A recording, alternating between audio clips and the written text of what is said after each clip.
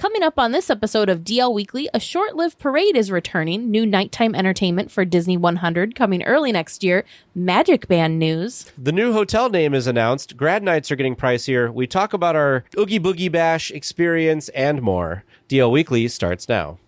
Well, hello there. Welcome to our unbirthday party. For your safety, please be sure to stay listening with your hands, arms, feet, and ears inside the podcast. And please, do give Tag and Teresa easier trivia questions. Well, it seems DL Weekly is about to begin. Have a most wonderful time. Perhaps tea time.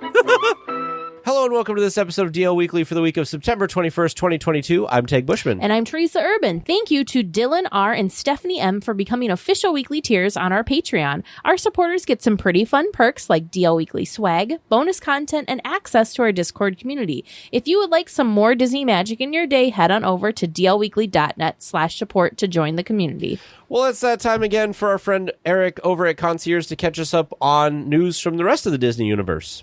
Hello, everyone. This is Eric Johnson with Concierge, and welcome to the D180. While Teg and Teresa cover all things Disneyland, in the D180, we take a spin around the rest of the Disney universe, and we do it in 180 seconds. So let's jump right in. We start our journey in Walt Disney World, where the treats are coming in hot and heavy. I mean, cool and spooky? Something. I don't know. It's nearly autumn, and Disney has a bunch of treats for the spooky season. Available in many locations around the resort, we find an adorable cupcake named My Plant-Based Boo. The plant-based is in parentheses, yeah. My Boo, I guess. The pun is trying hard here, folks, but this gluten-free chocolate cupcake is topped by a bit of buttercream with eyes and the word Boo written on it in chocolate. It's available all over the place, and I love seeing Disney's continuing commitment to normalizing alternatives to animal and wheat products. Each resort has its own sweet treats, and they all look pretty great. There are two I am genuinely jealous of, though. At Disney's Animal Kingdom Lodge, find the Mara. It's a small tart filled with pumpkin cheesecake mousse shaped into a dome with Mickey ears and coated in chocolate. There's a cute little blip of orange and a little chocolate leaf poking out the top that makes this creation look really great from both style and flavor perspectives. The other is a hunk of dark chocolate cake available at the Contemporary Resort. This miniature devil's food cake is filled with dark chocolate and artfully adorned with webs of marshmallow. It's also topped with a chocolate medallion depicting everybody's favorite soothsayer, Madame Leota. Okay, fine, I found a few more that look amazing. The Grand Floridian has Hocus Pocus themed treats.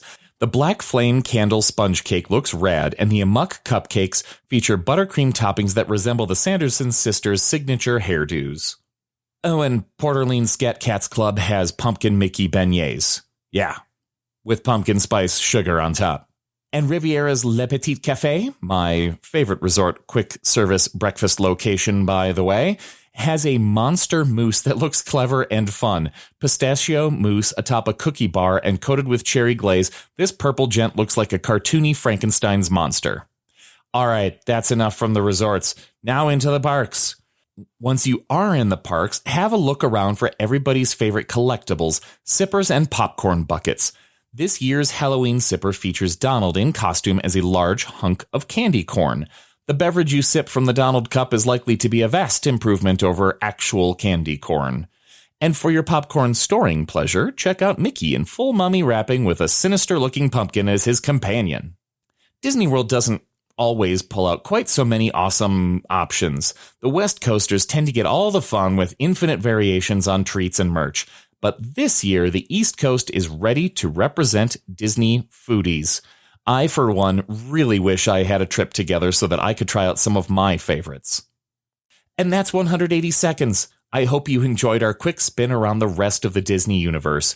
If you'd like to learn more about these Disney adventures or just have some questions, please come on over. Visit the social media and websites of both DL Weekly and us, their official travel planners concierge. We look forward to planning something special for you and your family. I'm Eric Johnson, and this has been your D180. Thanks, Eric. Well, it's that time again. We are hosting our public live stream this coming Sunday, the 25th of September. So to join, it's going to be on our YouTube. So just head on over to YouTube, search DL Weekly, join the stream. It will be going live at 7:30 p.m. Central or 5:30 p.m. Pacific. Now let's get to the news.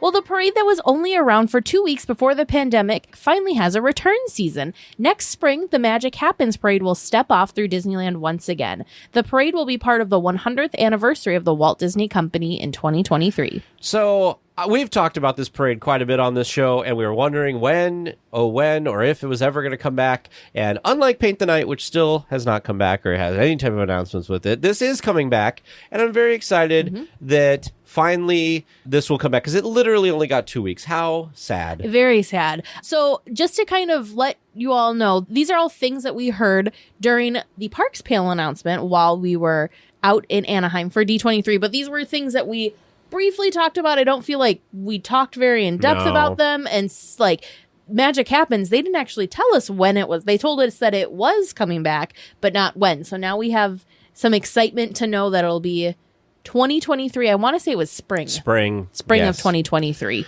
So yeah, very exciting. It is interesting that, of course, we're going to have the Christmas parade, the Christmas Fantasy Parade coming back for the holiday season. That hasn't officially been announced, but we can all guess that it is coming back. But we don't have a parade for like the first part of the year, because you still have January, February, maybe March is when Magic Happens is coming back. Maybe March, late March, early April is my assumption. But it is interesting that we have kind of a block of time with no parades again. Now, I don't remember where I saw this, but I, for some reason, thought that maybe it was during the Expo presentation that they said something like January was coming back.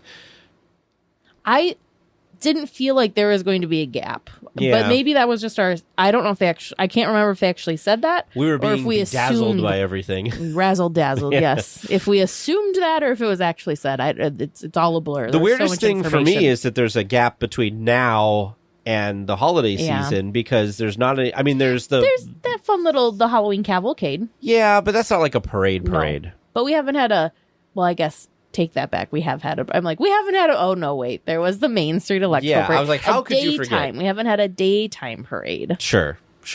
I wish we'd get back to the days of Disneyland of yore, where we had daytime parades and nighttime parades, and I feel like that would be really wonderful. And also, I'd also like to have a parade come back to DCA. Because DCA needs some loving with that. DCA, man, every time that we watch a parade, so most recently the Frightfully Fun parade, I just am always very impressed with those parade performers, because that is a long parade route. That is a very long stretch that you have to be super energetic and dancing and jumping around and, having all this high energy. And it's a very long parade route. But it's also great because you don't have to wait 1,000 years to get a good spot, because you can literally walk up almost anywhere and get a good spot. Yeah, definitely for Frightfully Fun. Now, with the last time I saw Paint the Night, that was not the case. You needed to stake a spot out because it was just that popular. But it is nice that the parade route is that long, because like you said, it does have more space to be able to watch the parade. Yeah. Well, not only is Magic Happens returning for the Disney 100 celebration, but new versions of World of Color and the Disneyland fireworks are debuting in the spring. World of Color 1 will celebrate the storytelling legacy started by Walt Disney 100 years ago. The show will tell a story of how a single action creates a ripple that can grow into a wave of change. Wondrous Journeys will be the new Disneyland fireworks show that will have nods to all 60 Walt Disney Animation Studios films to date, and will include more state-of-the-art projection effects on Main Street, It's a Small World, and the Rivers of America. One thing I also did not write on this is both of these shows will have 2 new songs for them. So this is exciting. I think it's really cool that Disneyland is going to be the heart of the 100-year celebration. And so it's very exciting that we get, of course, a new fireworks show and a new World of Color show. I feel like the World of Color show, to me, was a bigger, like, shocker news thing, because World of Color has been World of Color since the beginning. That'd be like, oh, we're going to do a different thing. We're going to change, we're going to do a different version of Fantasmic. Have they changed things here and there throughout the years? Yes, but overall, it's still the same show. So I'm very curious about World of Color. Now, you can argue there is a holiday version of World of Color that comes out sometimes, and there is the first year of Oogie Boogie Bash, they had a villains themed world show in the world of I'm not sure, but the main show itself, I'm very, very excited to see. We were talking about this because we of course watched World of Color when we were just there, and World of Color is beautiful, but it seems like it's kind of like a patchwork quilt of Disney things. It's just kind of, it's like a clip show, a little here, a little there, and you still have all the emotional feels and all that, but there's not really a storyline per se. Yes. So I wonder what this will be, if it'll be kind of the same thing, just new clips, and it's just a new patchwork quilt of Disney animated and Pixar animation scenes, or if there's going to be some sort of story arc to kind of bridge them all together. I hope that there's a story arc, because one of the things that I think I like so much about Fantasmic is the fact that there is a storyline to it. Like, there's some clippy parts of it, but it's you're in Mickey's imagination, and then like the villains come and attack, and then like triumph and whatever. Where I feel like World of Color kind of has that, where they kind of start with, imagination basically with Walt's quote, and then they go through a bunch of clips, and then there's that whole like sad section, and then it kind of lifts up and everything. Yeah, there's different sections. There's different themes. Yeah. It seems like there's an emotional story that gets told with World of Color, but I want more of a literal story that's told. A good point. That's a good way of explaining Also, it. I think I figured out what my confusion was. So World of Color 1 and Wondrous Journeys is coming in late January. So that's probably where I got the late January from. So the Disney Parks blog did not really offer any more insight to what these two shows are going to be than what we had already gotten at the D23 Expo. Right. And I'm craving more. We did get to hear the song that will accompany the new fireworks show. That's always hard for me to listen to a song that's going to be accompanying a show. So same thing in 2019 for the expo that year, they announced Magic Happens, and they performed the song Magic Happens on stage. It's always, and I didn't really like the song me either at that point, but when I see the song with the parade, then I like it. So that was kind of the feeling I got for the song for the Wondrous Journeys show. That's the new fireworks show that's coming. Tag was saying that you kind of felt it was a little slow in the beginning. Yes. But it feels like there's always some sort of talking in the beginning of fireworks shows, whether it's a quote or the narrator or whatever. So anyway, I'm holding off judgment until we actually see the show with the song. I think it's going to make more sense, but I want more. The art looks beautiful, though. So the song for World of Color 1 is going to be called Start a Wave, and the song for the Wondrous Journeys show is going to be called It's Wondrous. It's Wondrous, yes.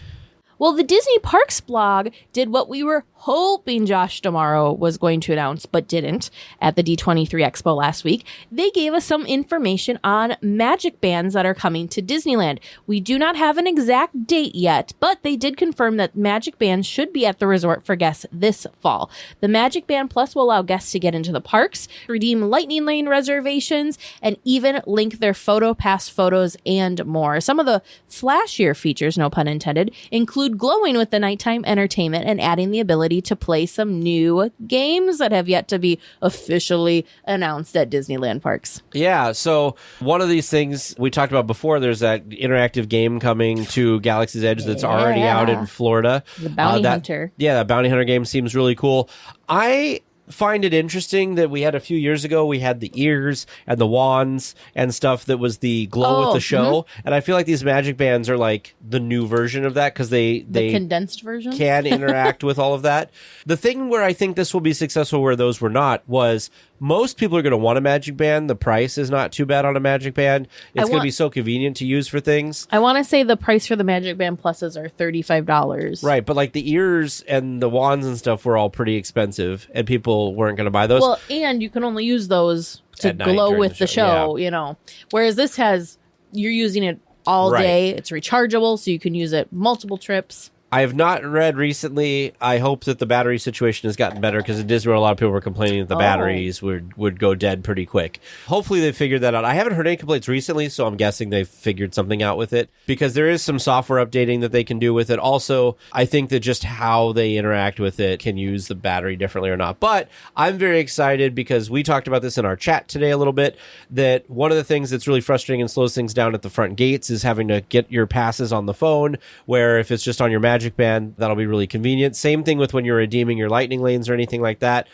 Not having to pull my phone out as much just in general with the Magic Bands pluses will be so much better. Plus, the fact that Disneyland is a annual pass holder, Magic Key holder, local park, I would have thought that this would have been more successful here because everybody will know how to use it, and you could sell so many bands because each band has different designs. So you'd think that Disney would love to do this because of the fact that you could have so many variety of Magic Bands. Yeah, I'm just really excited because I think this will add, a different level of convenience. And the thing that I appreciate about this is it's not something that you have to have. So if Magic Bands aren't something you're excited about and it's not something that you think is for you, or, it can get expensive. If you have, a family, it's $35, $35, $35, $35. That can add up real quick. So I love that you have the option of it. It's not something you have to do, and it's not going to... Is it more convenient if you have it? 100%. I think so. For me, it is anyways. But it's not going to slow you down, as it were, in your park day. You can still do everything without a Magic Band through the app. But if you are somebody like myself that is trying to not be on their phone so much and maybe only using their phone for photos and not having to fumble around in the app, I love this option a lot because this is where I always come into fault with pulling my stuff up early is when it comes to using my discounts while shopping. Oh, yes. That's the time I always forget to do it. And of course, that's the time you're always sitting there and you're waiting forever for your app to load. And then you feel like everyone behind you is staring at you. And like, what is taking so long? That's always when your Wi-Fi connection that's when the Wi-Fi stops or whatever. So, and I think this will be helpful for cast members too, because they're not having to wait for phone technology to wake up and talk to the internet or the wherever to be able to pull information up so that they could help guests. So it should help speed some things up for us. Well, and we saw how speedy it was for Oogie Boogie Bash when they had the QR code on our wristband. That was amazing. Yeah, that was so much more convenient. We'll talk about that later, but yeah, that was amazing. So much more convenient. One of the announcements from the D23 Expo last weekend was the new name of the hotel, formerly known as the Paradise Pier Hotel. The Pixar Place Hotel will be the name when the refurbishment is complete. No date on when that is yet. A Finding Nemo themed splash pad will be coming to the hotel, along with the Southern California team from Great Maple, which will run the restaurant on the first floor, along with other food and beverage locations at the hotel. That was a brand new part of the announcement because the expo, they did not announce that Great Maple was going to be involved and in the new hotel. So that was something that they just released with this Disney Parks Blogs announcement. So this is really fun. It looks very fancy and very nice. This is going to sound ridiculous, but I breathed a sigh of relief when they announced that the name was going to be the Pixar Place Hotel, because you just know that everybody's going to call it the Pixar Hotel. Yep. So I'm glad that they just bought into it. Just leaned into it and went with it. Pixar Place Hotel sounds a little bit more fancy than just the Pixar Hotel. Yeah. But I'm excited to see how this all comes together. They had me with the food location. They had me with fans of fried chicken and maple bacon donuts. Yep. If you have never had a maple bacon donut, you are missing out, friends.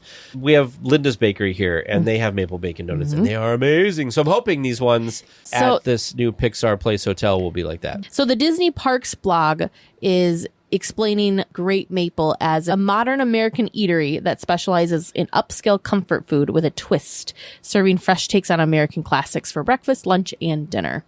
Yeah. I mean, I'm curious to try them out. I still think Harryhausen's, a sushi restaurant, would have been the perfect restaurant to have included in the Pixar Hotel, but what do I know? Maybe it'll come in the future. Maybe. Maybe. One can hope. The Princess and the Frog has come to New Orleans Square, long before the retheming of Splash Mountain. Eudora's chic boutique featuring Tiana's Gourmet Secrets opened this week and offers Princess and the Frog themed merchandise, cooking supplies, and Tiana's own spices and sauces. Imagineers designed the story of the shop to be owned by Tiana's mother, Eudora. The shop is just one main space that is pretty small, with the walls covered in artwork showing the lives and scenes of New Orleans and Tiana herself. So I was saying in our chat earlier today, I do not ever recall going into this space. You have. I have, and I'm not surprised that you have never gone into this space. So this space formerly was Les Baton Rouge, which was basically a miniature Disney dress shop. So there was a lot of the Disney dresses in there, a lot of the kind of like jewelry accessory things and purses that go along with those. Actually, that was where I bought Vern's Hawaiian button-up, like the Trader Sam's print shirt. I did buy that there. They had those, you know, the guy for the guys' shirts or the Hawaiian style shirts. Yeah. They had those in there too. But basically a mini Disney dress shop is what it was. And it kind of had this really cool hole in the wall feel. And seeing the photos that the Disney Food Blog posted, because it did open today as we're recording this, the 20th of September. Seeing their photos, it looks like it still kind of has that same like hole in the wall feel, best kept secret type thing. Well, and now that we didn't know at the time, but now that you can see inside of this location, the fact that there was all those rumors that it was going to be a food service location, it's pretty obvious that this could never be a food service location. It would have been a to-go only, kind of like the Mint Julep bar. Like, exactly. Grab your stuff and go. There was no space for seating. Yeah. So the one thing I will mention is thus far reports have said that the Tiana's own spices and sauces that have been promised to be available at this location are not there yet. So as of this recording, those have not shown up. Hopefully they will be showing up in the near future, though. I'm just sad that this opened like a week after we left. I know. Next Because time. I would have liked to have gone and seen Next trip. Well, overnight guests at Disney Resort hotels will have a special experience for Halloween this year. Each hotel will offer trick-or-treating with a treat map for each hotel with locations handing out complimentary candy. Hotel guests are encouraged to sign up at the front desk of their Disney Resort hotel. The dates for this are October 28th through the 31st. On Halloween night, there will also be a costume contest on the Adventure Lawn at the Disneyland Hotel. Which one is the Adventure Lawn? I feel like you are intimately familiar with all of these. Yes, the Adventure Lawn. So the Adventure Lawn gazebo was where we got married. That was the ceremony. Now, if you're standing at the gazebo and looking out, that's the Adventure Lawn. Like, it's really literally that green space. Sure, that big green space. That big green space right there. That's the Adventure Lawn. So it's just past Trader Sam's. And the big gazebo. Yep, across from, like, the big wedding gazebo. Well, across from both of the wedding gazebos. It's a nice little quiet corner. I think it'd be fun. They've got cafe lights, so they string up lights out there. So they have, like, cafe lights hanging out. This sounds very, very cool to me. Like, I think this would be a very fun experience if I were staying at at the hotel during this. I think how fun, right? You've got like, maybe you've gone to Oogie Boogie Bash and you're not ready for the party to end, and you can go trick-or-treating at your hotel the next night, or, something like that. I don't think you need the extra candy from that, but yes. I just feel like Disney's like, we got too much candy this year. Let's do some trick-or-treating as well. It's just fun stuff. Why not, right? No, absolutely. But just make sure that you guys know you do have to be a hotel guest for this. Yes. Well, weekly tiers who are interested in attending Grad Night events at the resort will have to pay a little more this year. Ticket prices are up between 8 to 22% compared to last year. The Grad Night party experience is $99 on weekdays and $104 on weekends. All-day DCA admission with the Grad Night party and park hopper option is $199 for weekdays and $219 for weekends. So I keep seeing this posted everywhere, and they don't talk about the pricing. They just go, this thing has gone up some crazy amount. They always just say the 22%. Well, just to be clear, guys, basically the 8 to 22% ends up being $10 to $15 depending on the ticket rate, basically. I don't have it linked in here because I can't remember where I saw it, but there was a site that had the old pricing and the new pricing, and it was not that much of a difference. It sounds really bad when you put it in a percentage like that, but it's only $10 to $20 more per ticket, which I know that can be a lot, but it's not quite as much as people are kind of making it out to be. Something else that is exciting is there will be 15 dates in May and June to celebrate Grad Night. This is a side tangent, but we were talking about Star Wars Night, the After Dark event for Star Wars, and it dawned on me when going through and finding news and seeing all the dates that if Grad Night is happening in May and closing DCA early for Grad Night festivities, that is why we cannot have a full month of May Star Wars Night celebrations, because they cannot have both Disneyland and DCA closed for private ticket events. I did accidentally. I just kind of stumbled into that one. So if they do another Star Wars After Dark Night, well, they could, I don't know, they could do it. It'd have to be like opposite days, because it's not like Grad Nights every single day of the week. It's, just a couple nights each week. But still, so I could see why they're only focusing on one after hour, private ticketed event thing at a time. The painting was wrapped up at the Hollywood Lounge in the Hollywood Pictures backlot area of Disney California Adventure. The signs have been converted to digital displays, and a new mural has appeared with the lounge's name on the side. The menu, although, has not been updated. This looks very nice. Is it really just a fresh coat of paint on an existing? Yes, it 100% is a fresh coat of paint on an existing building, but it just looks just fresh and vibrant, and the oversized, bottle cap looking signs that they have on either side of the location now kind of just makes it pop and draws more attention to it. So it needed this too. It did need this fresh coat of paint. I'm curious to see nighttime photos to see if, did they do anything extra with the neon out there? Did the neon get a refresh? Did they add more? That sort of stuff. I feel like this is an area of DCA that they're kind of doing a little bare minimum with it, that they're just kind of holding out to whatever they're going to do with it. Yeah, I don't think they know what they're going to do with it quite yet as part of the problem. Yeah. But hopefully they have better drinks than the drink you had there that time. That's true. That's very true. Well, another patent has been posted that was requested by Disney. This time, it's for a glasses-free VR attraction experience. In basic terms, the new technology would use projections and reflections, much like the Pepper's Ghost effect that we have had in the Haunted Mansion for years now. Of course, just because a patent is filed doesn't mean that it will show up anywhere in the parks anytime soon, but it's still exciting. It is neat. The thought of using something that's so old, like a Pepper's Ghost effect, with new technology to make something appear 3D and in front of you, that's really a cool idea. And I hope at some point that we'll see something come of this.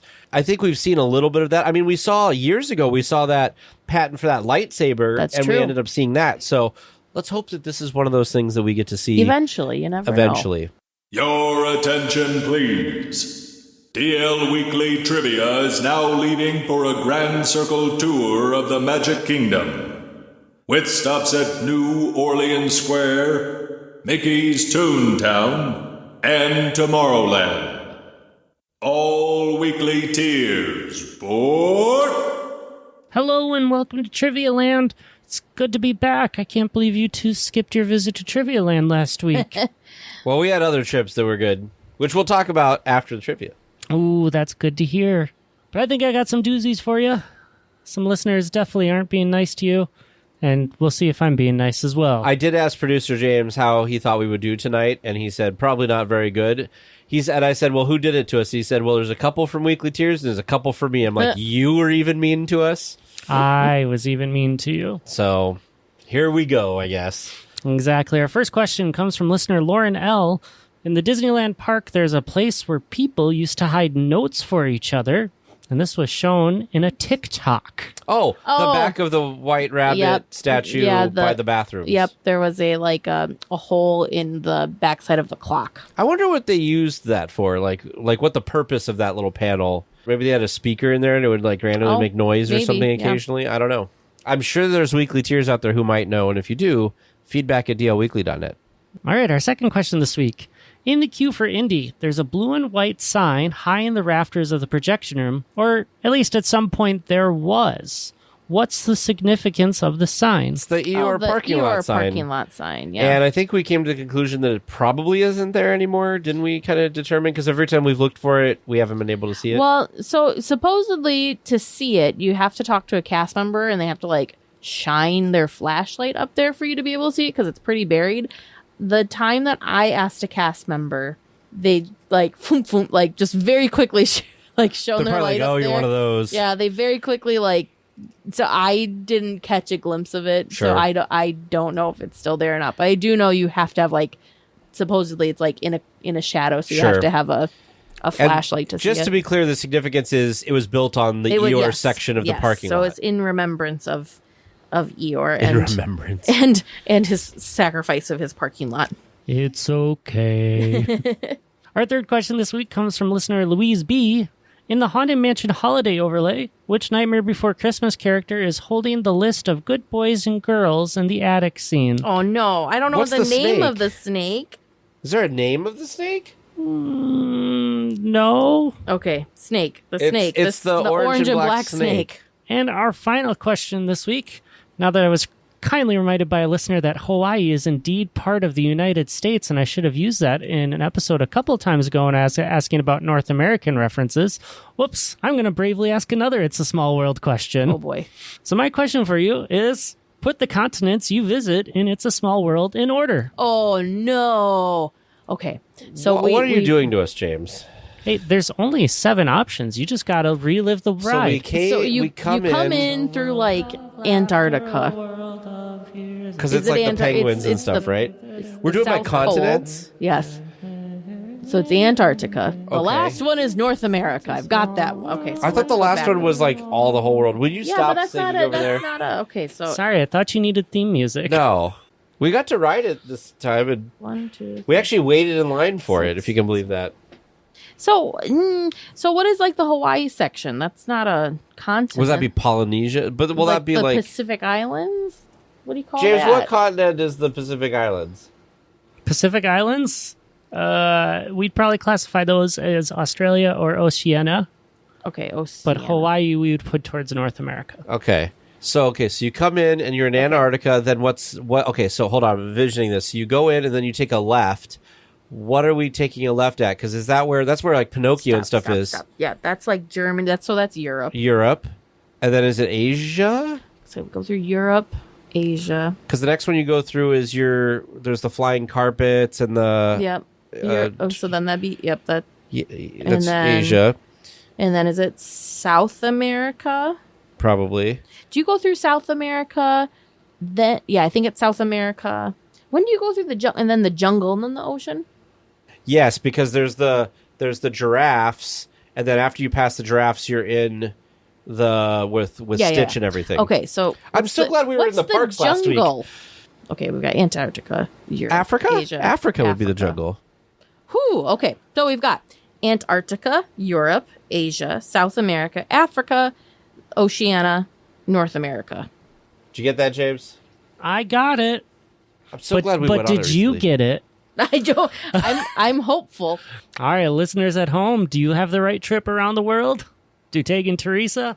Well, we'll have to wait until after our discussion topic to be confident. Well, this week for our discussion topic, we are going to finish up our story of how our week went at the park. So we're going to talk a little bit about some of the food and stuff we had. We're going to talk about the Oogie Boogie Bash and our experience there with all the character meet and greets and kind of how we attacked it. And then we're going to finish up with what our last little half day was. So we can get started with that. So Monday was our first day in the parks. Well, no, our first full day in the parks. Super fun. We actually were more... How do I want to say this? We weren't very ride focused this trip. So we just kind of really truly went with the Disney wins and just kind of did a little here, did a little there. I don't think we rode our first attraction until 2 p.m., maybe almost 3 p.m. It was actually quite late. But we did get to experience some fun stuff. We did go see Tale of the Lion King back at the Fantasyland Theater, which I thought was amazing. So fantastic. So much fun. So if you've seen Tale of the Lion King when it was over in DCA and it was kind of out on the surface of the sun, as I like to call it, because they had it in the World of Color, seating areas where they had the stage set up. It was always, there's no shade, and it was always in the middle of the day. It seemed like that they had these performances. Very good, very fun show. Just kind of difficult to watch because it was just, I always just felt so bad for those performers being out. Yeah. Like right in the baking zone, I guess. But so enjoyable, so much fun to watch in the Fantasyland Theater. What did you think? I thought that the performers were really good. It was kind of an interesting experience because I thought it was going to be like a longer show, and it was about 23, 24 minutes, but it, like, and I mean this in the best way, it felt long. It did. But it was short. They had a lot packed into that 20 to 25 minutes. It was great. So if you had seen it in DCA before, it's basically that show, but better. They plussed it. There's more, I feel like, there's obviously more of a set now that it's on the theater. The sound quality is incredible. I mean, I felt like we watched a mini Broadway musical. Like, that's the caliber of music and vocals that we got to enjoy and experience. It was so pleasant. Before the show started, though, I actually stopped over at the Troubadour Tavern and grabbed myself, I believe they called it a jungle juice. Delicious. There was this fun little, like, bright red, we thought it was a flower on top. I actually think it was a piece of, like, a thinly sliced piece of dehydrated pineapple. That was really delicious. You had some of that. But it was a very fruity and very refreshing drink. So highly recommend it because we went to the show kind of in the middle of the day, so it was hot. So it was perfect way to cool off and enjoy the show. After that, we actually went over to Docking Bay because there was a new dish over at Docking Bay that you wanted to try. Yeah, so I had the Gungan broth noodles, which were pretty similar to, they had a special thing that had some noodles and stuff a few months ago when we were there, and I thought it was really, really good, and I wanted to have this again. It was a roasted pork with angel hair pasta, bok choy, mushrooms, a yuzu tomato compote, and pesto tonkatsu broth. Very good. The broth was really good. And of course, we ordered the dessert they've had there for quite a while. That's also very good. Yes, the mineral mousse dessert. And Teresa was very upset at me because I ate the tiny little, I don't even know what it is. It looks like like a a blueberry, but it's not. But it's got like It's like a super jelly. concentrated flavor. And Teresa was like, you ate the best part. The best part. Yeah. Anyways, I was an adult and ordered the fried chicken tip yip youngling meal, which was very good. It was basically. Can we talk about your hesitation first? I was very hesitant about ordering this because the photo online showed that the tip yip or the chicken was like in a cube shape, and it was messing with my mind. I'm like, am I just going to order a basically giant chicken nugget? Like, it's just this like weird process, whatever.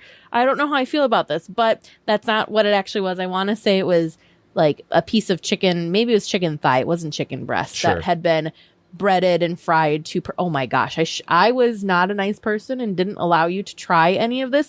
That breading, so good. So it was thick, crunchy, super seasoned well, flavorful, super yummy. And it came with some macaroni and cheese. With that, though, I did try the new cold brew, which is the cold brew black cap with taro topper. So it's their nitro cold brew, but it's topped with a sweet taro cream.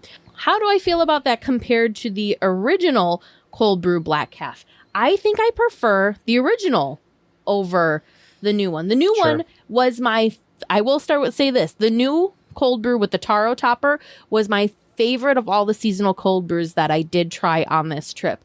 It was my favorite, hands down. But if I had to choose between the taro topper and the original cold brew black calf, I think I'd have to go with the black calf. It's not even because of the little crunchy things. They're both very good though. It'd be a very hard toss. But I liked the creaminess of the original cold brew black calf better. But man, it was good. It was my favorite of all of the seasonals.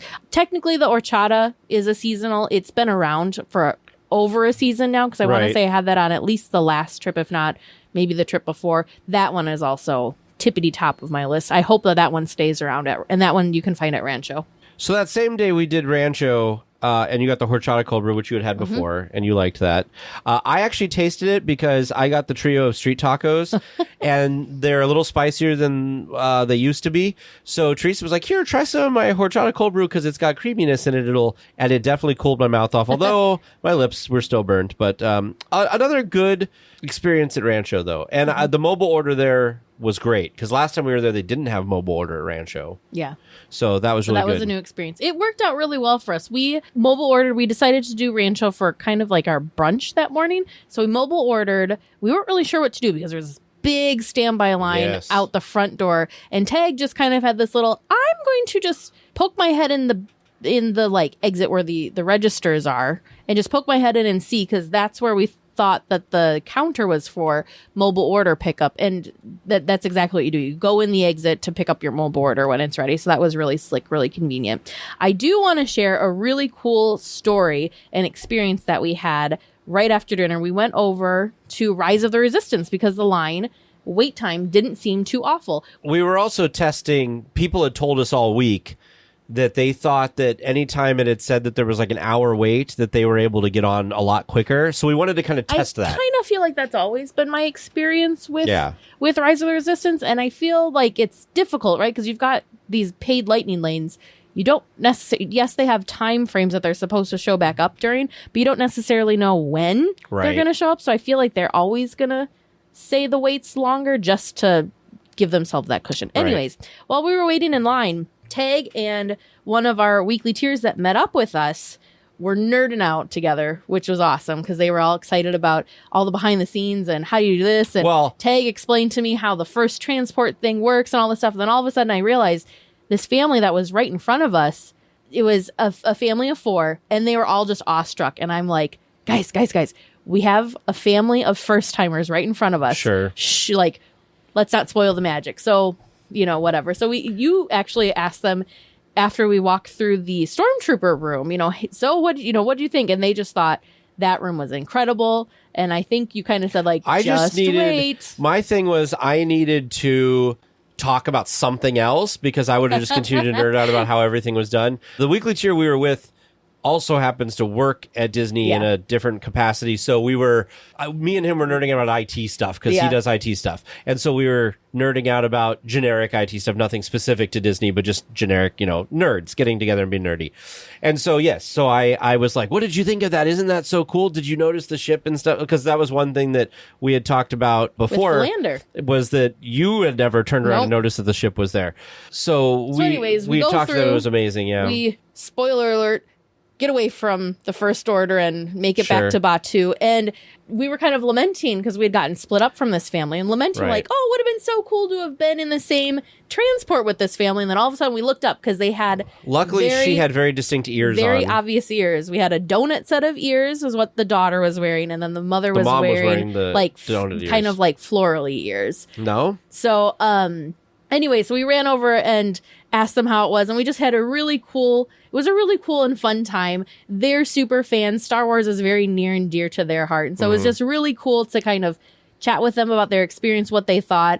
They were just like totally mind blown. And then you even told them, when you went up, when you're in the AT-AT room or the AT-AT room, which side do you see? And they didn't they're like, there's 2 different ways to do this attraction. So it was just very cool. And they were very happy. Like, it's funny because us talking to them about the attraction was kind of funny because we got so much joy out of hearing their first experience. It was like we had created the attraction, even though we didn't, obviously. But it was fun because Teresa thought it was hilarious because I said, well, do you want to know how some of this stuff was done? And they were like, sure. So I started going and rambling, and Teresa thought I was going to give them like 1 or 2 spoilers. But I went through the entire attraction and told them how every single thing was done. And Teresa afterwards was like, I don't know if they wanted all of that. But they thanked us and said, thank you for coming. Because I ran to them off the distance to ask them like what they thought. Oh, no. You didn't. There's no running in Disney. Sorry. I pranced. I don't know.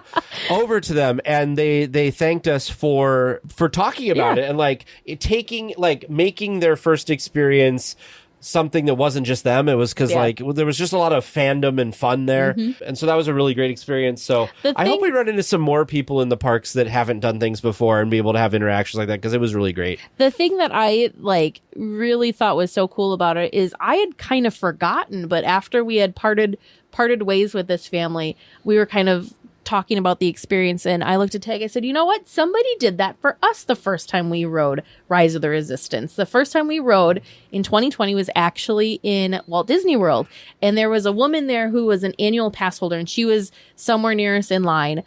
basically kind of the same thing. We weren't in the same ride. We didn't end up in the same ride vehicle as her, but she had gotten off, I think, before us, and she stood and waited for us to get off our transport and exit the attraction, and then, talked about the experience with us. And so I just thought that was kind of cool. I didn't realize what a full circle moment it was until after it happened. I had totally forgotten about it. It was very, very cool. But that was honestly one of the highlights of the trip, just because it was such a cool thing to share with, strangers. Yeah. And it was just really, really fun experience. Definitely a lot of fun. So after that, we actually park hop over to DCA. Oh, man. Which, let me tell you, we're park hopping to maybe hit up an attraction, watch World of Color, end our night, that sort of thing. And it was holy packed. cow, I don't know why, but DCA was the happening place on that Monday night. So a bunch of stuff went down. A bunch of stuff was down, which made things even more crowded.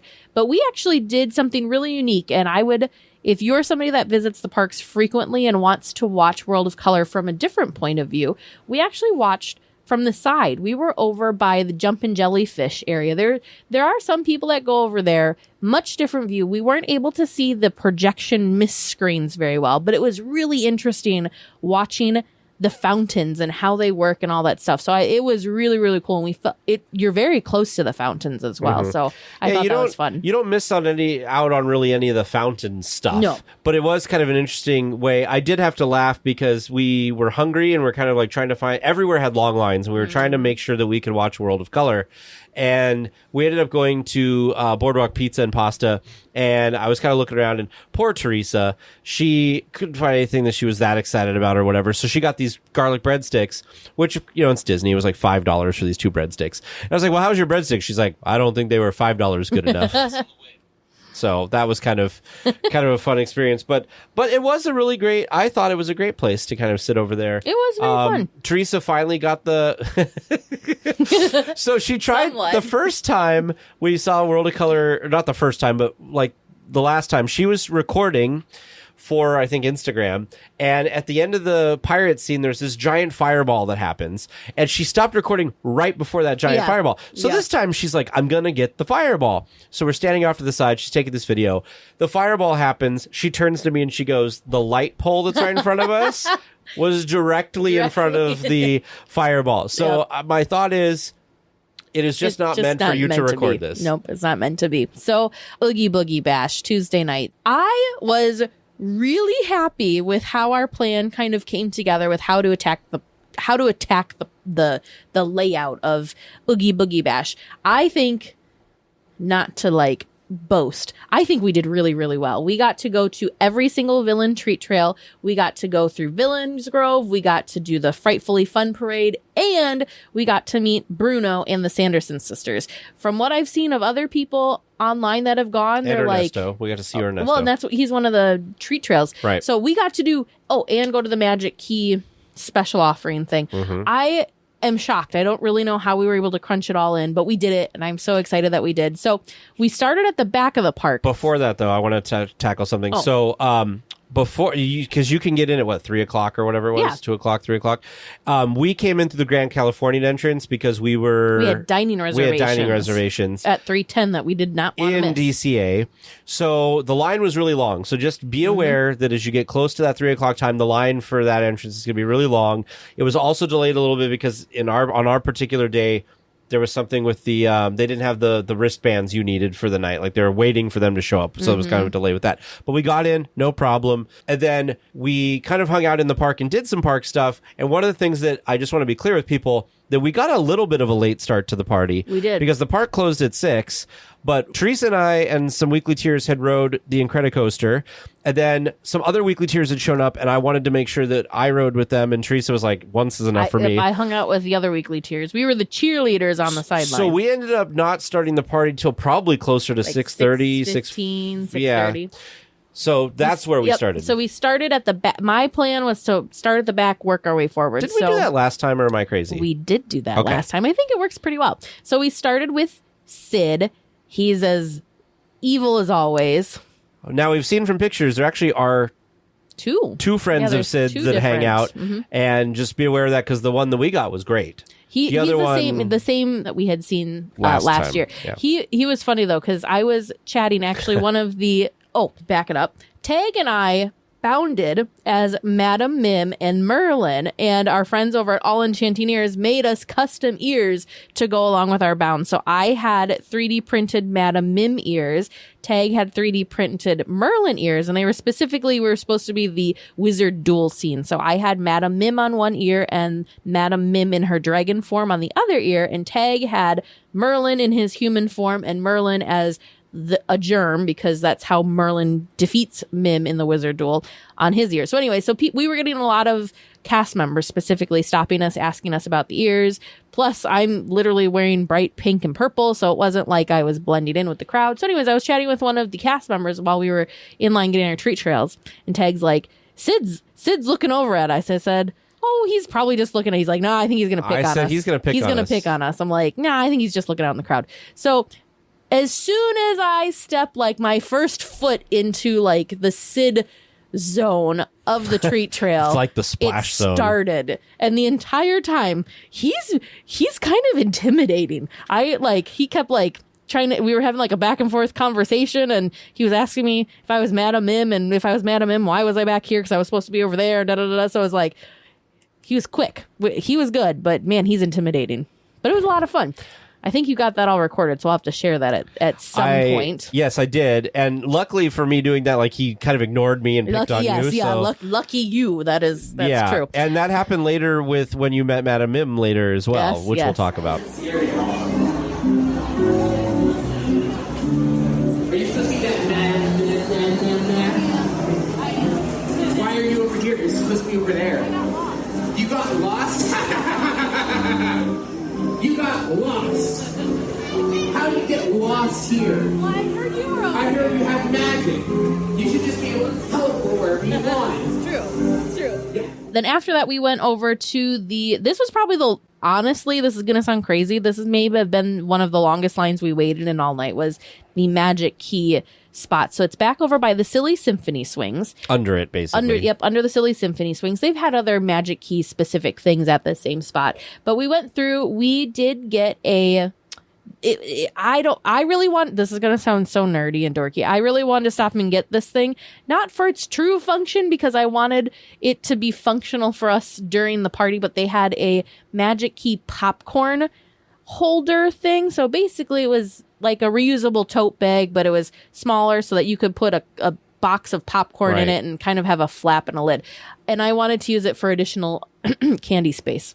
Which we ended up using your backpack and my backpack for candy storage. We filled both of our backpacks, but I did use mine because they do give you sun chips and like graham cracker things and things that could get crushed by the candy. So I did put that in mine. So we picked up our Magic Key gift. They did give us there was a treat trail thing in there, which included a full-size candy bar, which was pretty exciting. Mm-hmm. And then there was also a fun photo op that looked like it was kind of like a Nightmare Before Christmas themed photo op this year. Last year it was Sanderson Sisters. Mm-hmm. So we went around, did that, went and visited with Dr. Facilier, and then it was parade time. So even though we did the dining package, we camped out and sat across from where the cappuccino cart is, next to where the Ariel's Undersea Adventure entrance is. Yeah. The other side of it. Yep. I would say my tip, if you watch the parade, try and watch the parade more on that side, because it starts back by Silly Symphony Swings. The Silly Symphony Swings, then makes its way down and around. Both times, by the way. Yeah, both times it starts, and then makes its way down and around and ends on, Buena Vista Street going past the Guardians Tower. So we went up there, and then I realized after the parade was going past us that Bruno's meet and greet was literally like right behind us. So as soon as the parade left, we beelined it over for Bruno. That was a fun experience. The cast member for Bruno was really great. So it was kind of funny. So we waited. The line moved, by the way. Some of these more popular meet and greets, these cast members had it down. They were coming and telling you, no individual photos, only group photos. It's going to be really quick. Put your bags down over here. Get in the photo. Like, they were very efficient. Zip, zip, zip. And so Bruno came over and got us, and I'm wearing this blue shirt for Merlin, like Teresa was talking about. And he's like, oh, I like your, what did he say? It was like a green shirt or something? Green first. Yeah, he said it was a green shirt. I said, oh, it's blue. He goes, oh, blue. And then he went off on this whole tangent about how he doesn't see colors very well and talked about how things look green because of his visions and all that. He was talking mostly to Teresa about this, and I was kind of zoning out on something else, but he was very, very cool. Fun. And then Teresa was amazed because they took 2 pictures of us, and we didn't move, but he totally was in a different pose for both pictures, and I don't even know how he did it. And this happened with a lot of characters that night. My favorite photo that they captured of us with Bruno was actually when Bruno was talking to us, because, like Tag was saying, Bruno was telling us about his visions and that kind of thing. So it was just a very cool, very natural photo. That's my favorite of the ones we got. After meeting Bruno, I think we swung over and did the treat trail for Mother Gothel. Yes. She was also very, very fun. Yeah, we were laughing because she had her dagger. Yes. And she was like, oh, I use this for opening my fan mail. It's a letter opener. Yeah. Yes, it's just a letter opener. Nothing to see here. After going through and meeting Mother Gothel, we headed back to meet Maleficent. Now we didn't have a cool interaction with Maleficent, but we got to see a very cool interaction with Maleficent. This was amazing. So this little girl, she was probably 4 or 5 at the most, and she's wearing I don't even think a whole Maleficent outfit. And there was, I want to take the audio from this and put this into the podcast because it is hilarious.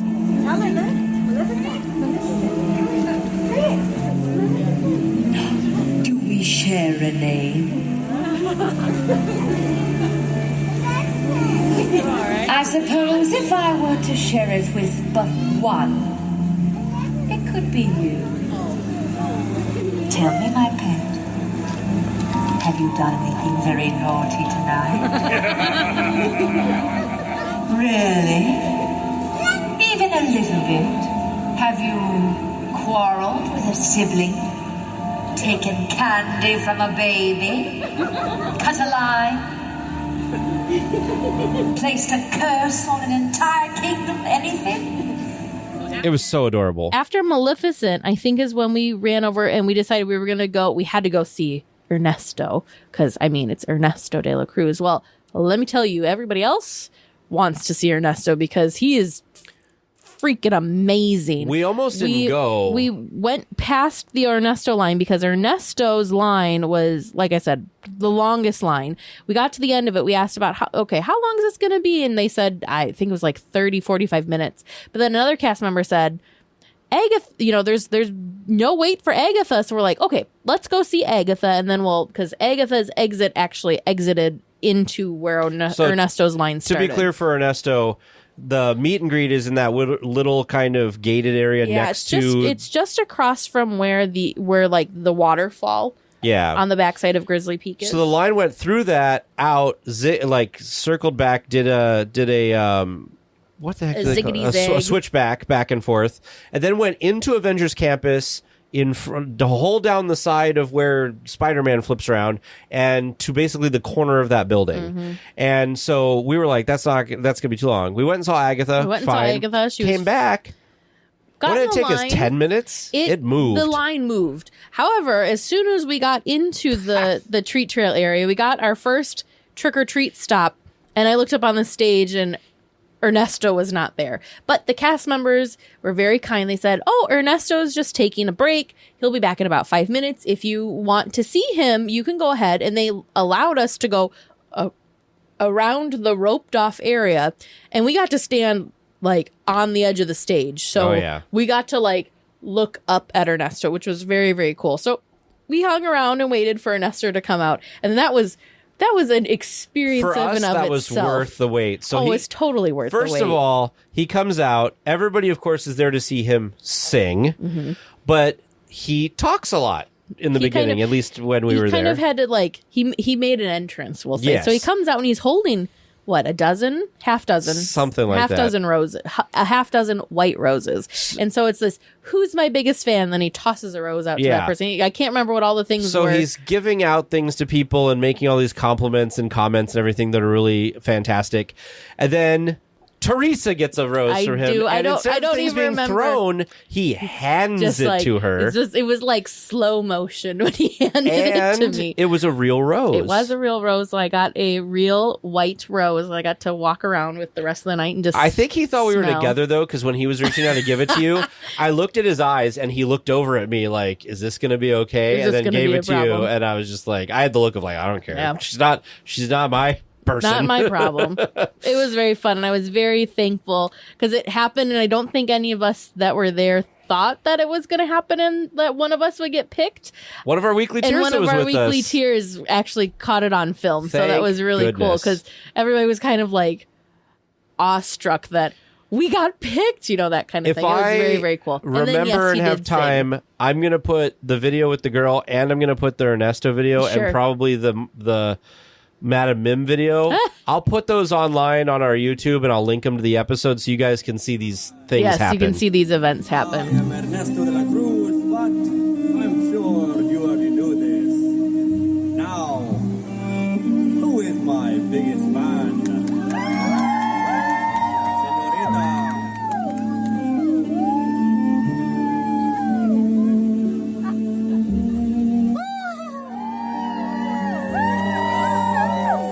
She is a very good catcher. Good for you. Now, who is my second big? Your hand went up so fast, sir. Can you catch, senor? You can. Let's see if you can catch this one.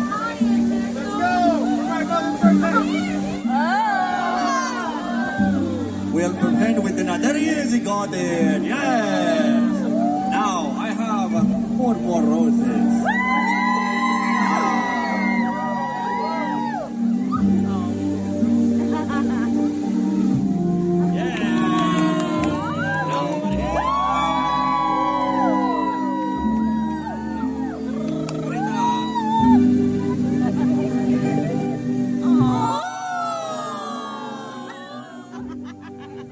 And how about on this side? Who would like a rose? I with my little eye.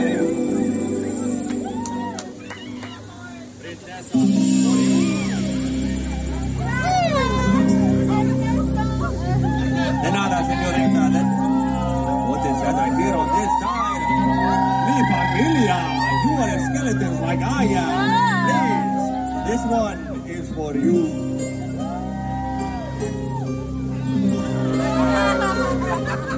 That was a very good catch.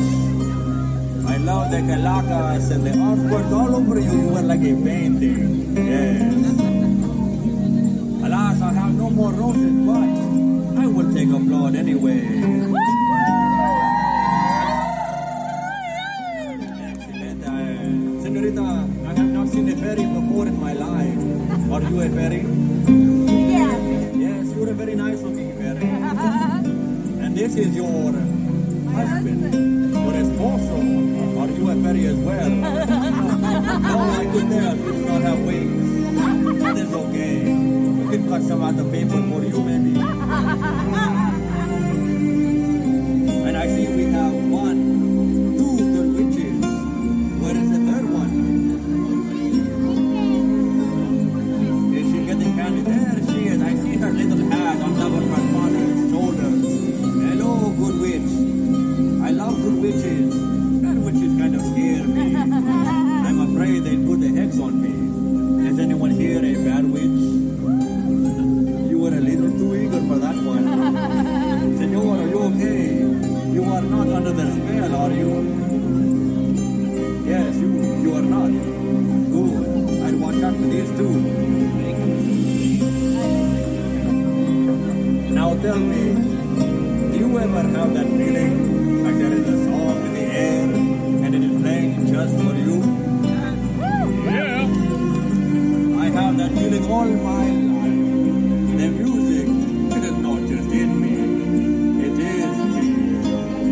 Who else has a passion for music here?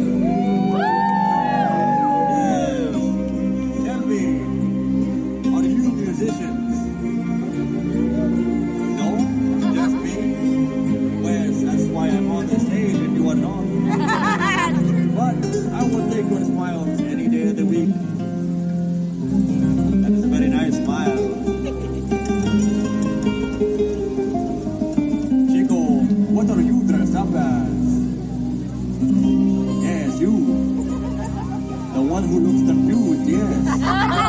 No, I am the one asking the question. You do not have to turn around. He's pretending to ignore me now. But he knows I am in his head now. Ah, he look, yes, you. What are you dressed up as? Are you a shark? Is it a shark? He is a shark. I heard there was a movie about you. You are very famous. You terrorized a small village. I should see this film. It sounds very entertaining. I myself have been in many movies. In fact, I do all of my own stunts. Some more skeletons. Hello, familia. So after visiting with Ernesto, we then jumped over, went and said hi to Mr. Oogie Boogie himself. And at that moment, the parade was starting. And so the parade hadn't gotten down to where we were yet. So after we exited the Animation Academy, we decided, you know what, this might be a good time to go see if Minnie, Daisy, and Clarabelle are still out dressed as the Sanderson sisters. So we hopped over, got in line with them. We lucked out because I want to say we probably waited in that line 30 to 45 minutes. Maybe it was closer. 45 minutes, maybe an hour, which from what I'd seen other places, that line can get like 2.5 hours plus long.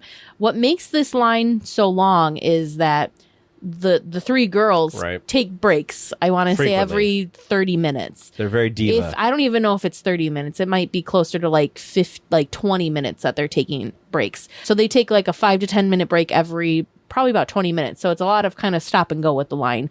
But again, they were phenomenal. They have this really cool cauldron that was bubbling up with these like fog bubbles. Very, very fun. We were trying to be short and sweet because there was a line of people all waiting to meet the sisters in their lovely attire. So and they did the same thing. Groups only. Groups only. The pictures of Tag and I look like we haven't even blinked. And somehow Mickey, Minnie, no.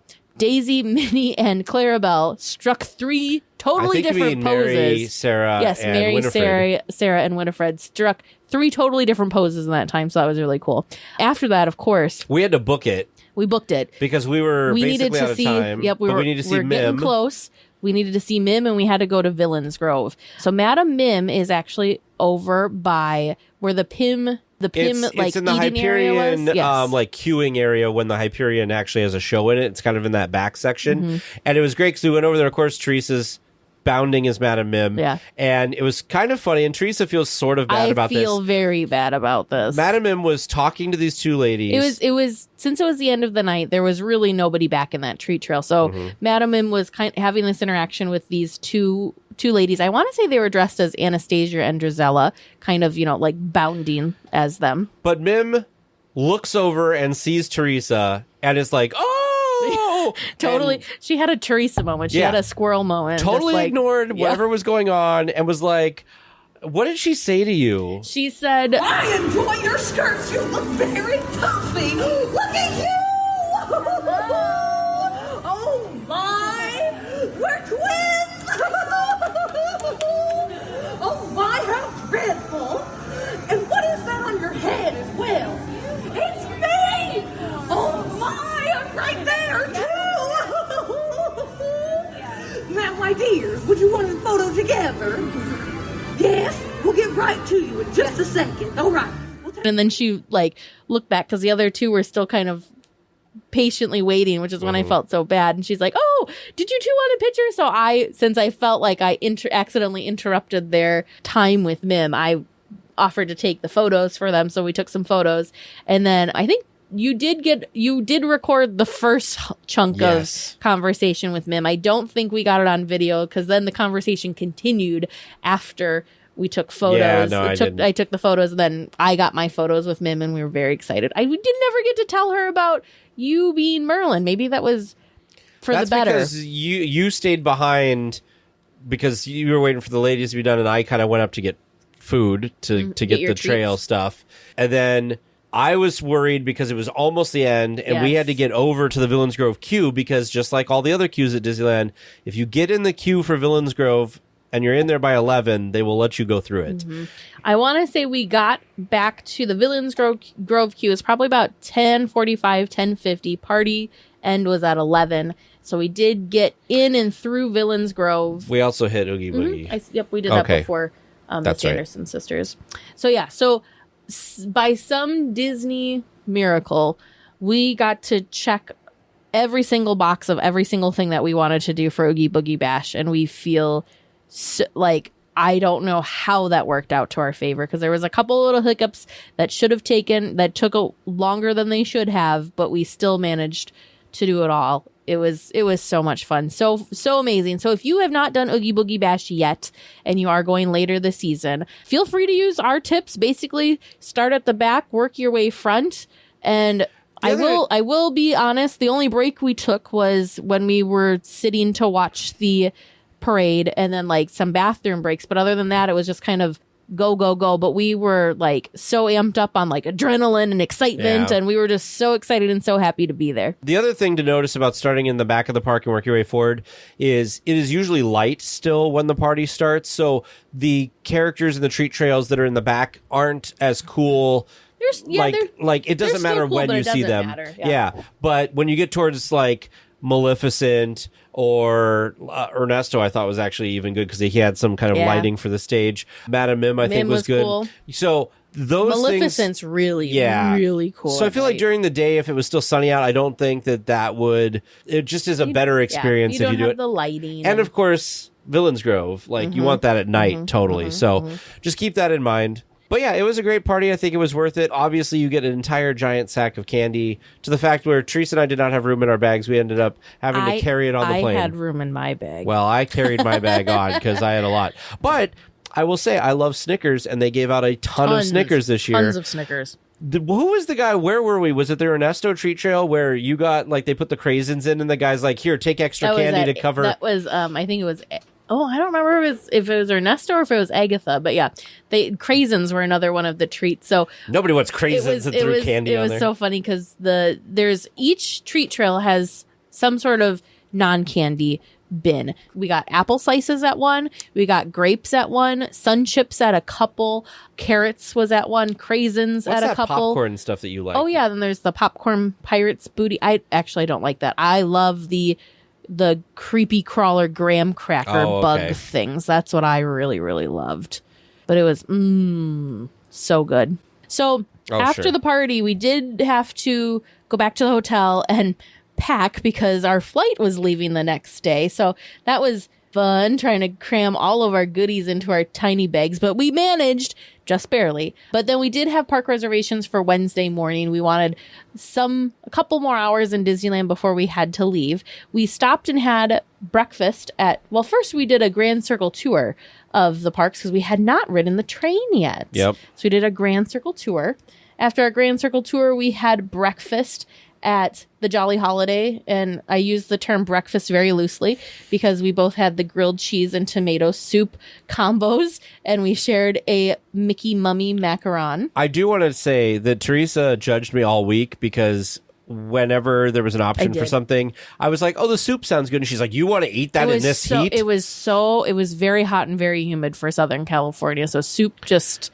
But the cookies and cream Mickey macaron was really good. It wasn't too sweet. It was like perfect. The other treat that we had that we forgot to mention earlier was we had it was a churro that was in the town square cart, and it had like a cookie. It had like crumbled Oreos on the outside. Crumbled Oreos on it, and it had like a peanut butter vanilla dipping sauce. That was also very, very good. It was. The only fault on that was the dipping sauce we were given was cold, so it was kind of like hard, so it was not very easy to dip, but we made it work.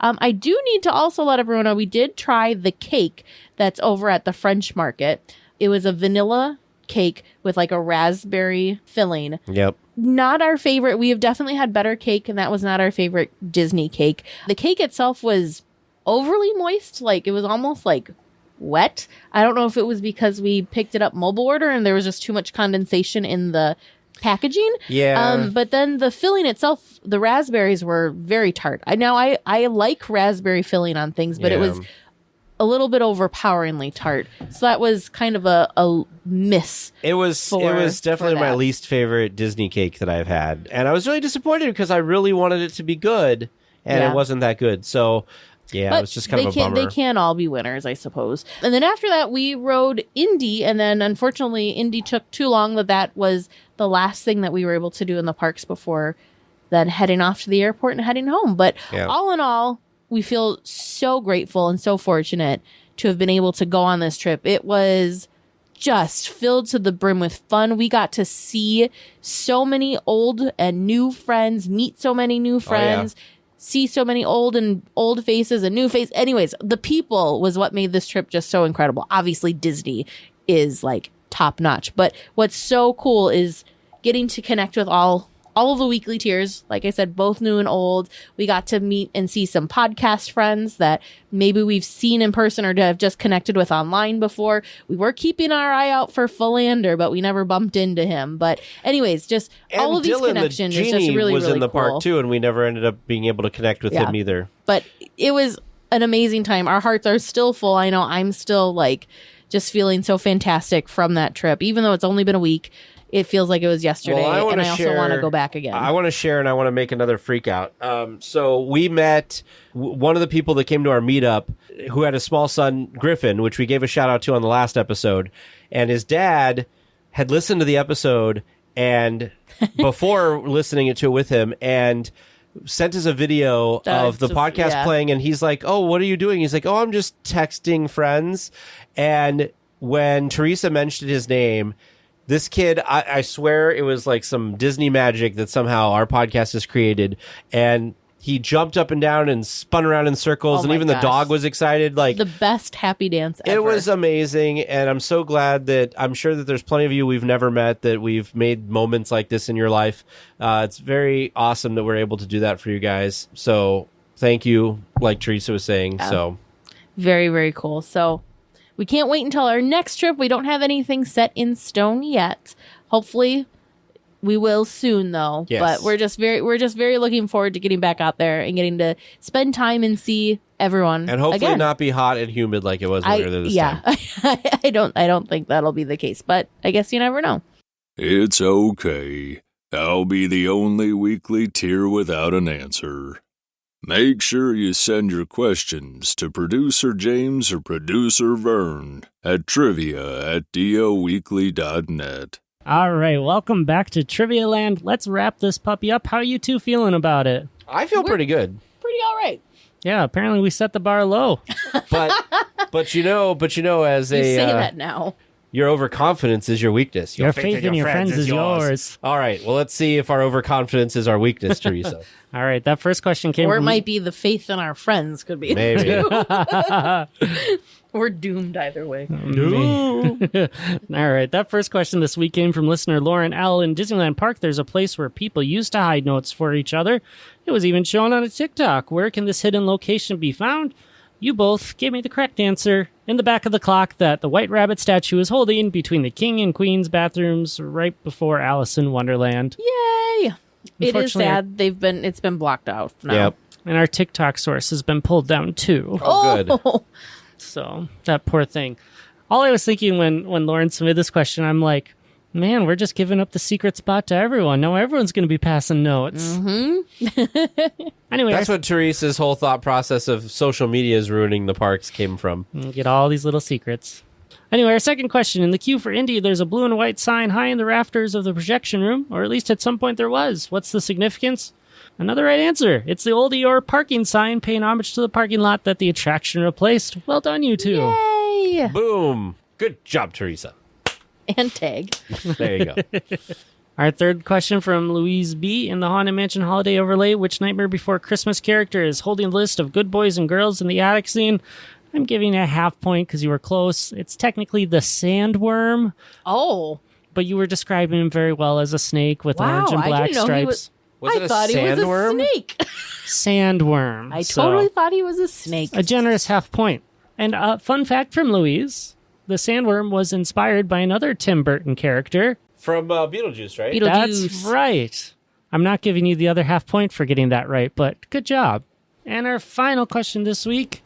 In your trip around the Small World, put the continents visited in order in the Small World attraction. You two were very close, so I'm going to give you another half point. Ooh. I skipped Antarctica because I didn't really think about that much. So I started in Europe, and then Asia, and then it's Africa, then South America, where I also lumped in Central America. After that, you go to Australia and the Pacific Islands related and Oceania, and then you come back to North America before seeing everyone together as one. So we did very close. We did pretty good. That was Teresa. pretty good. We really only flip-flopped Africa and South Yeah. It America. helped that we went on it recently, and I could still remember like transitioning between rooms. But I'll bet you a week from now, if you ask me this question, I will have no idea. That made me think it was all the more fair to ask it now. And you thought we were going to do terrible. I did. I'm always surprised at what weird things that you two remember, like the note hiding spot.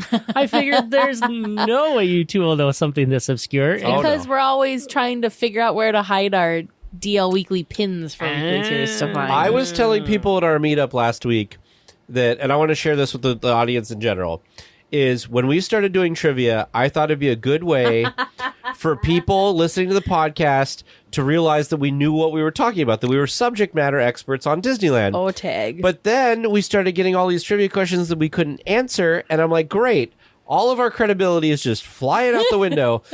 But then people tell us they love when we don't know the trivia answers because we all learn, and you too, we all learn something. So it's fun and exciting. Is it exciting to like know the answer and like win? Of course it is. But I actually really enjoy really having to dig deep and find the weird, obscure fact somewhere. Or if I don't know it, I enjoy learning well, something the other new. thing too is for some reason you have this pit of knowledge that like tickles up, and if you just give it a minute, where my brain just seems to go I have opposite. It's like, huh? A very specific skill set. Yeah, apparently. This and Disney movie song lyrics. Oh my goodness. Maybe we should do some trivia about Disney song There you lyrics. go. You have to answer the questions first, though. Oh my goodness. It's going to go great. So, a great week. I really enjoyed the listener questions. I thought they were good, and TNT knew them, which surprising to me. So let's keep testing their knowledge on who knows what. Send producer Vern and I an email with your great trivia questions. Our email is trivia@dlweekly.net. We will be back next week with more Disneyland news and information. Until then, go out and enjoy the parks.